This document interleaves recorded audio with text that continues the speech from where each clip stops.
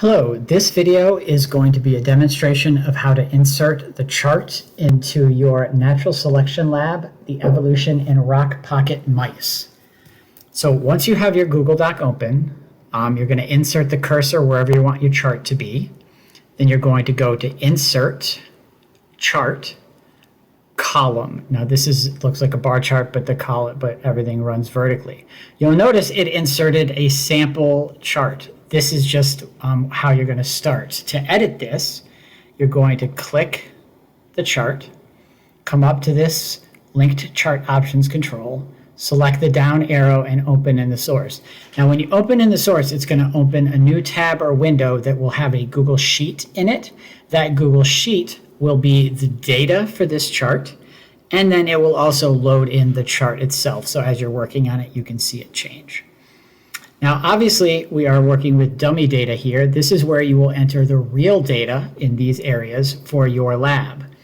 For this demo, we are looking at the number of cardinals versus blue jays in our yard observed over time in a 4-week period. So this is going to be week 1,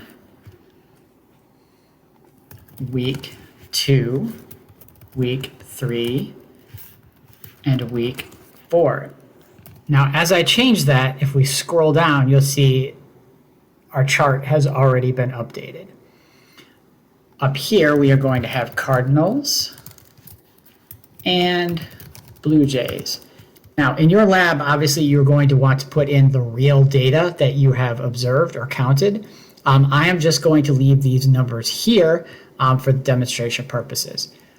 Now, I have a chart, but obviously point scored is not what it should be titled. So to change that title, I'm going to double click on the title and then right click, and I will get this chart editor dialog box. So here it says chart title, and you'll see down here it says points scored. I'm going to change that to a very specific title because whenever you have a chart in a paper or a lab, you want to be very specific in your title. So I'm going to have number of cardinals versus blue jays in our yard observed over time. And you'll see that this is automatically updating. Now, I also want to label my horizontal and vertical axes. So instead of chart title here, I'm going to select horizontal axis. Now my horizontal axis title is going to be weeks. And you'll see it inserted down here automatically.